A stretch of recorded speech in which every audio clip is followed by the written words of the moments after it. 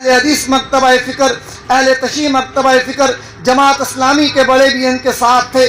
پانچوں مکاتب فکر کے بڑوں نے ایوان صدر میں بیٹھ کے جو معاملات طے کیے، پوری قوم نے من و ہن اس پہ عمل کیا ہے۔ ہمارا معاشرہ رسول اللہ صلی اللہ علیہ وسلم کے عشق اور محبت سے بھرا ہوا معاشرہ ہے۔ اس معاشرے میں رسول اللہ کے وارثوں کی آواز مؤثر آواز ہے، اور اس آواز پہ قوم لبیک کہتی ہوئی عمل پیرا ہو جایا کرتی ہے۔ چنانچہ گزشتہ سال بھی علماء نے تعاون کی یقین دہانی کرائی اور پھر تعاون کر کے دکھایا۔ اس سال بھی میرے علماء نے تعاون کی یقین دہانی کروائی ہے۔ مجھے امید ہے کہ اپنی یقین دہانیوں پہ عمل درآمد کر کے دکھائیں گے، اور انشاءاللہ کورونا کی وبا اس سال بھی کنٹرول ہوگی۔ لیکن اس کے ساتھ ساتھ دو تین باتیں عرض کرتا چلوں۔ گزشتہ سال ضلع ایبٹ نہ صرف صوبے میں بلکہ پورے ملک کے اندر SOPs کے اوپر عمل درآمد کے حوالے سے نمبر 1 رہا ہے،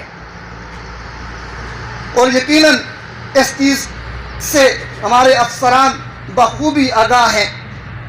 اس سال بھی امید ہے انشاءاللہ بھرپور تعاون ہوگا، لیکن ضلع ایبٹ میں ہمارے یہ علماء ہی یہاں کی عوام نہیں ہے۔ میرے علم کے مطابق یہاں پہ 14 سے 16 لاکھ کے لگ بھگ ضلع ایبٹ کی آبادی ہے۔ 14 سے 16 لاکھ کے لگ بھگ، کم و بیش بھی ہو سکتی ہے۔ یہی صورتحال ہمارے ہری پور، منصیرہ اور دیگر اضلاع کی ہے۔ گویا کہ یہاں پہ اگر 50-60 لاکھ آبادی ہزارہ ڈویژن میں ہے تو ہم لوگ مسلمان ہیں، اور ہم یقین رکھتے ہیں۔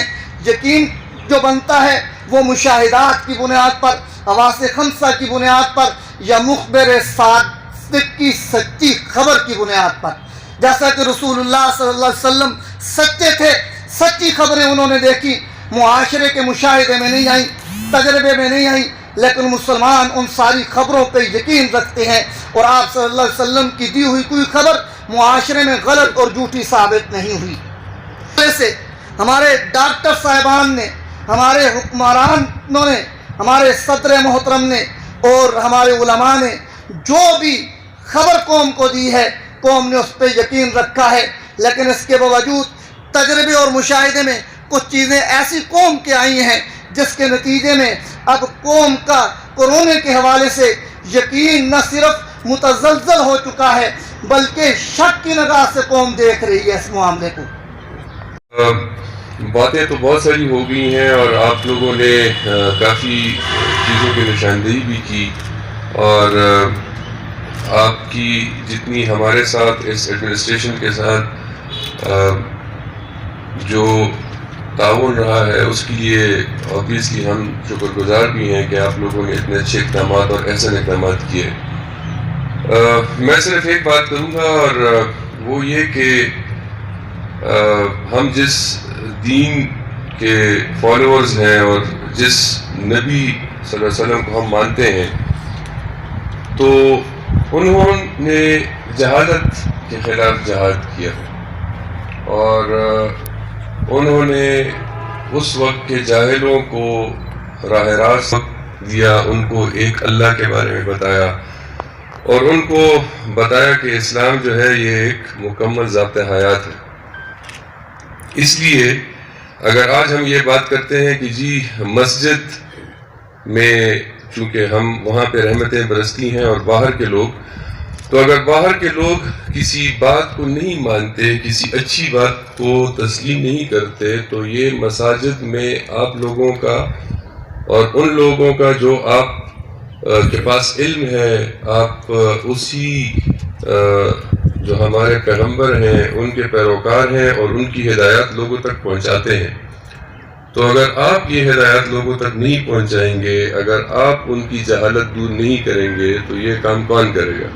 لہٰذا آپ اس دین کے وہ محافظ ہیں کہ جنہوں نے اس تاریکی کو ختم کرنا ہے اور ایک اجالا لے کے آنا ہے، اور یہی وہ اقدامات ہیں جو ہم آپ سے ایکسپیکٹ کرتے ہیں کہ چاہے وہ سبزی منڈی ہو، چاہے وہ سڑک ہو، چاہے وہ کوئی اسکول ہو، کالج ہو، مدرسہ ہو، یہ نور جو ہے یہ آپ لوگوں نے پھیلانا ہے اور آپ نے لوگوں کی ہدایت کرنی ہے۔ اور اسی میں ہم آپ کی جو معاونت ہے وہ ہم آپ سے چاہتے ہیں، اور اس میں جو تعاون ہم سے ہو سکتا ہے جو ہم آپ کی کریں گے انشاءاللہ آپ ہمیں بھی پیچھے نہیں پائیں گے.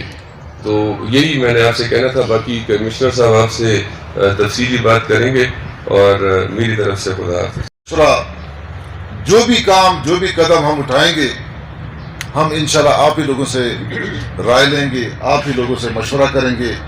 اور اس کی جو سب سے پہلا قدم ہے وہ آج کی نشست ہے کہ ہم آپ سے چیزیں سیکھ رہے ہیں، اور آپ کی ہدایت اور مشورے کے مطابق جو کرونا کی SOPs ہے اس پر انشاءاللہ ہم عمل درآمد کریں گے. ایک چیز آپ لوگوں نے بات کی، کچھ علماء اکرام نے، کہ صرف مساجد پہ آپ لوگ کیوں اتنا زور دے رہے ہیں. تو یہ میں غلط فہمی دور کرنا چاہتا ہوں، اور آپ کی وساطت سے ان لوگوں کی غلط فہمی بھی دور کرنا چاہوں گا جو اس طریقے سے سوچتے ہیں. دیکھیں جی، ہم نے ٹرانسپورٹ کے لیے SOPs بنائی ہوئی ہیں، ہم نے بازاروں کے لیے SOPs بنائی ہوئی ہیں، ہم نے دفتر میں کتنا سٹاف رکھنا ہے، کتنا سٹاف کو ہم نے فارغ کرنا ہے، اس کے لیے ہم نے SOPs بنائی ہوئی ہیں. میرے خیال میں کوئی ایسا سیکٹر، کوئی ایسا کاروبار نہیں ہے جس کے لیے ہم نے SOP نہیں بنائی. صرف مساجد کے لیے SOPs نہیں ہے، ہر چیز کے لیے ہم نے SOP بنائی ہے. اور یہ ایسی نہیں کہ دیکھتے ہیں بازاروں میں بھی اور جگہوں پہ بھی کہ ہمارے جو سرکاری اہلکار ہیں اس پر عمل درآمد کرانے کے لیے ایکشن بھی لیتے ہیں اور کوششیں بھی کرتے ہیں. ایک چیز یہ.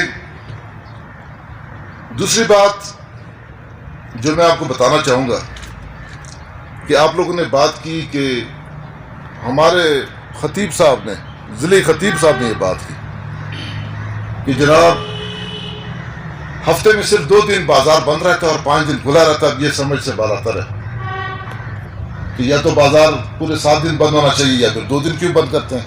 خطیب صاحب آپ نے یہی کہا نا؟ لوگ یہ کہتے ہیں، لوگ یہ کہتے ہیں، خود وہ نہیں کہتے، لوگ کہتے ہیں.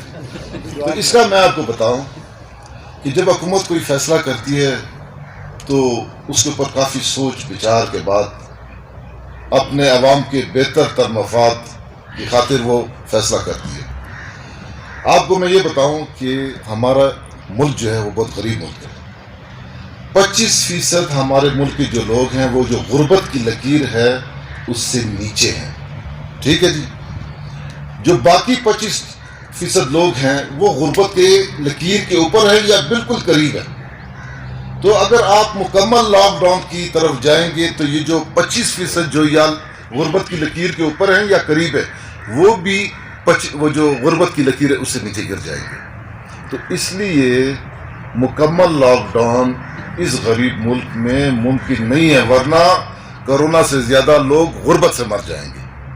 تو اس لیے حکومت نے اس کے اوپر کافی سوچ و بچار کی ہے، تبھی انہوں نے یہ فیصلہ کیا ہے کہ ہفتے میں 2 دن بازار بند رکھے جائیں.